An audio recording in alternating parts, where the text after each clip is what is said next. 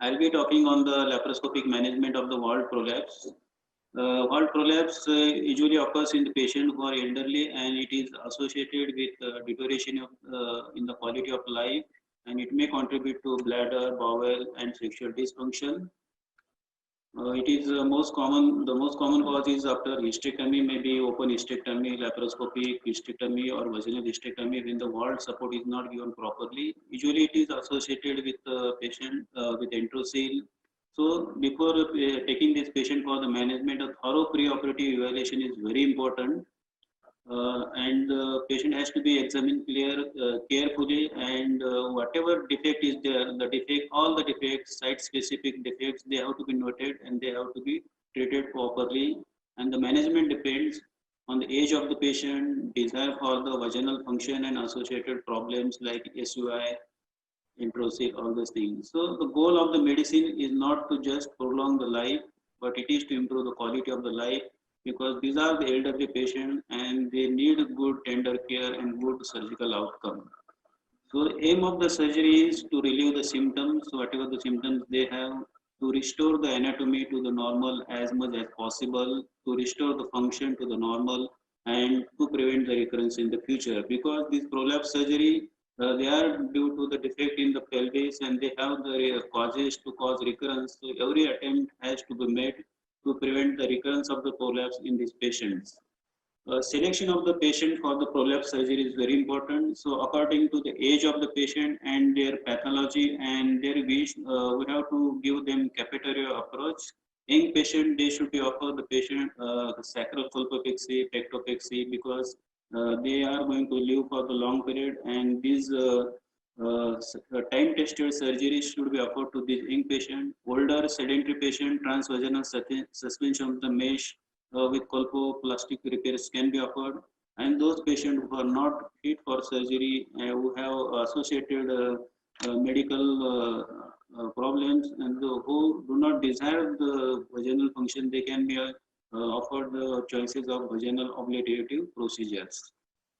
These are the options for the laparoscopic management. We have sacrocolpopexy, newly coming pectopexy, and we can, if the patient is not do not want the mesh repair, we can give them the option of the native tissue repair like uterosacral ligament suspension. Sacrocolpopexy is the most commonly offered procedure because it gives most anatomical and physiological correction. It gives the strongest and most durable correction for the wall prolapse. Vaginal length is maintained, the vaginal axis is maintained, and there are less chances of the recurrence with the sacrocolpopexy. These are the indications. It is most suitable for the young sexually active patients, patients with recurrent wall prolapse who have the short vagina, patients with connective tissue weakness, or patients with history of multiple hernias, patient with chronic increases into the intra-abdominal pressure, like patient with chronic bronchitis, asthma, and chronic constipation. These are the ideal patients for the sacrocolpopexy. According to this 2016 meta-analysis of 30 trials, which shows that sacrocolpopexy is more appropriate for a woman with risk factors for prolapse recurrence, including young age patients, patients with obesity, patients with stage 3, 4 prolapse, who are prone to high impact activities or heavy lifting and previous failed PUP. So these are the indications for the sacrocolpopexy in patients. Now we'll see the procedure how it can be done. So this is a patient with stage 3, 4 pelvic organ prolapse, and before surgery the patient is carefully examined on table to identify whether there is associated cystocele, rectocele, and these all site specific repair has to be offered. Now after putting laparoscope, all the defects, they are identified, the extent of the bladder adhesion, and if there are these rectosigmoid adhesions are there, the adhesiolysis is done, and the vault is elevated by putting either vaginal tube or vaginal this probe to elevate the vault, and the plane is identified between the vagina and the bladder. During this dissection, you have to preserve the fascia with the vagina, because that is a very important step in prolapse surgery.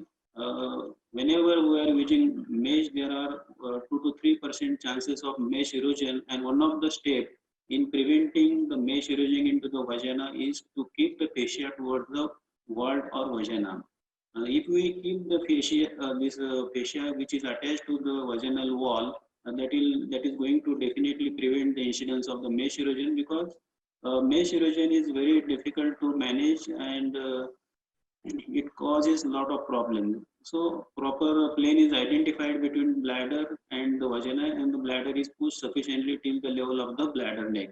Now the pre-sacral space is entered after identifying the whole anatomy over the sacral promontory. The peritoneum over the sacral promontory is lifted, and it is the sacral pre-sacral space is open, and this opening is continued till the level of the till the wall of the vagina. Here we use this macroporous polypropylene Prolene mesh, Y-shaped mesh. The anterior lip is attached to the anterior wall of the vagina, and the posterior lip is attached to the posterior wall of the vagina. A series of 3 to 4 rows of the sutures are taken to give the firm fixation of the mesh to the anterior pubocervical fascia, so that the attachment is fixed.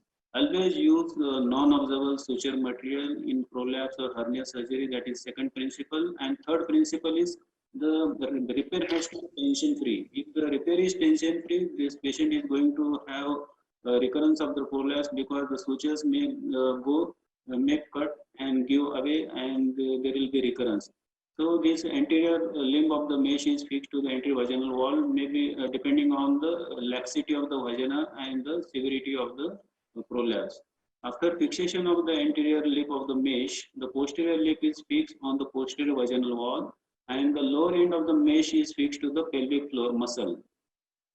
Here you can use, sometimes the suturing in the depth of the pelvis may be difficult. So here you can use biological absorbable tackers. But if you and your team is accustomed to the suturing, you can, suturing is always best. Again, here a series of rows of 2 to 3 rows of the sutures are placed on the posterior wall of the vagina to give the firm support to the this wall. In the same procedure, we are also showing the uterosacral ligament suspension of the wall. See here, you can see the if the this is a native tissue repair. You can see the uterosacrals. They are quite thick, and they are strong.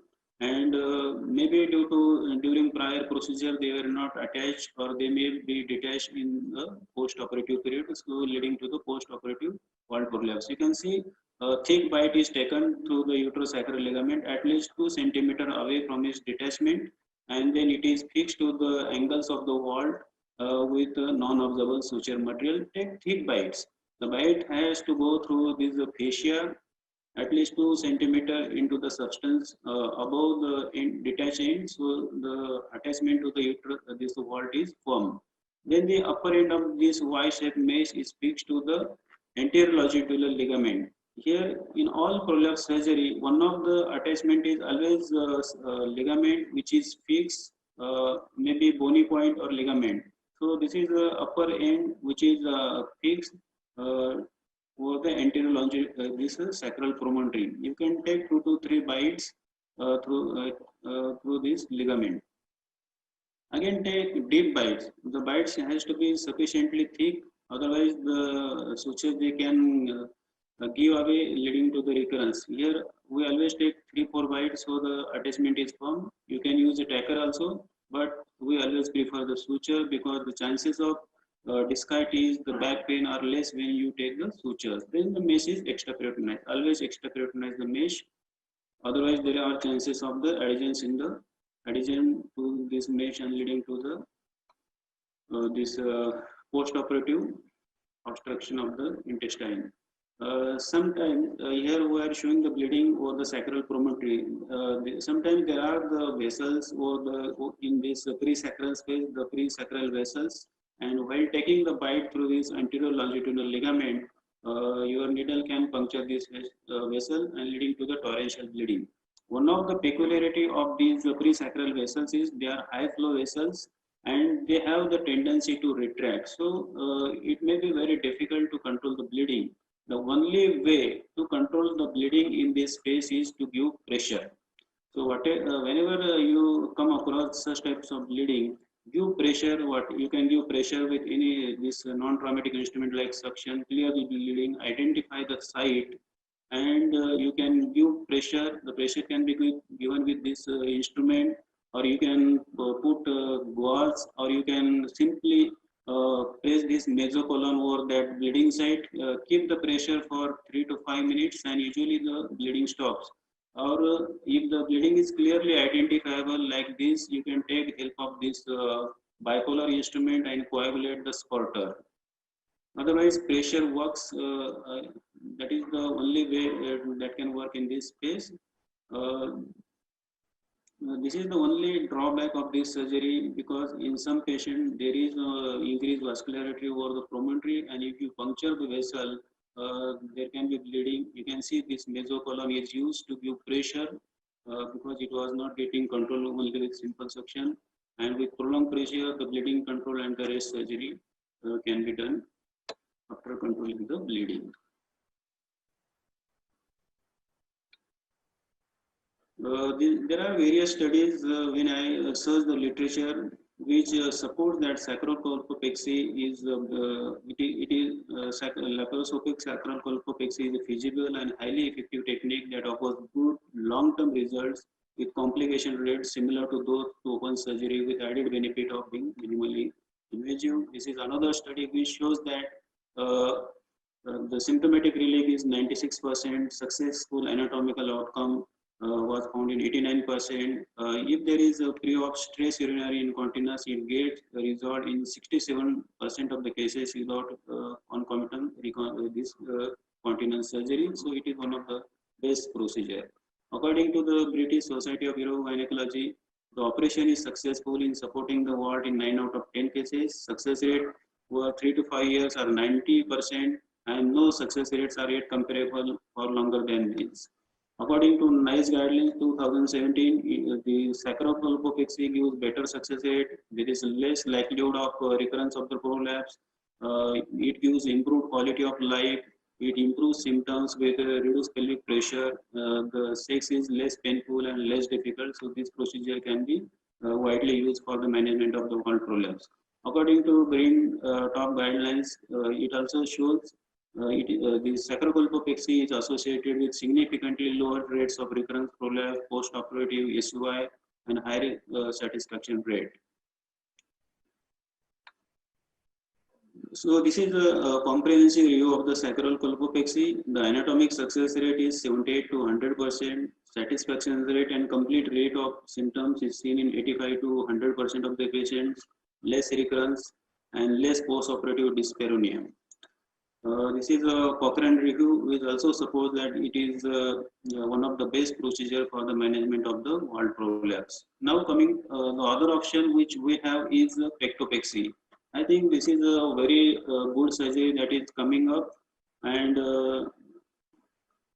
more or this wart dissection and pelvic mesh, this support is almost similar to this sacral colpopexy. Only the attachment, the upper attachment is to the pectineal ligament, which is a fixed point. In all prolapse surgery, the upper point, the mesh fixation is either bone or ligament which is fixed. That gives very good support to the procedure. The procedure is started with identifying the plane of the bladder and pushing the bladder sufficiently depending on the severity of the prolapse and the laxity of the anterovaginal wall and the severity of the cystocele.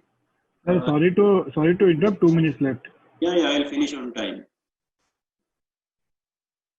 This is a dissection. The bladder is dissected out completely. Once you are satisfied with the bladder dissection, the lateral wall dissection is continued parallel to the round ligament to identify the pectineal ligament on the both sides. You can see this white glistening pectineal ligament, which is very good support. This is left-sided dissection. The similar dissection is carried on the right side. Here you can come across this coronavirus, which is a connection between the external iliac and the this obturator vein. So you have to take care of that. So there is no injury to this vein. Identify both ligaments, and then the mesh is attached to the anterior lip, posterior lip, and the lateral arms. They are fixed to the pectineal ligament. Uh, this is a dissection on the posterior in the pouch of the Douglas to identify the pelvic floor. The posterior wall mesh is attached till the level of the pelvic floor, and then the mesh is this is the macroporous mesh anteriorly, posteriorly, and laterally. It is fixed to the pectineal ligament. I think due to shortage of time, we may not be able to see the procedure completely. This is how the mesh is attached. I will just forward it. This is a randomized trial which shows pectopexy is a new promising method for the management of the vaginal apical prolapse. It is especially helpful in cases who are difficult cases for sacropelpexy, like patients who are having presacral adhesions when there is increased vascularity, or patients who are obese, wherein the manipulation, the mesocolon is short and it is difficult to manipulate. Numerous papers are coming which also shows that pectopexy gives equivalent results to the sacropelpexy. It is quite effective and less complicated. I think the drawbacks which are mentioned, these are theoretical. I don't think there is vaginal axis is changed. There can be increased incidence of the intrasil, but you can do the paldoplasty to reduce that incidence of the intrasil. When we compare with sacropexy, Time's up. Time's up. these are the complications, they can be managed. This is our experience. So to conclude, laparoscopic management of all prolapse offers many advantages. Careful selection of the cases is required, and judicious use of the mesh is must. So thank you so much for patient hearing.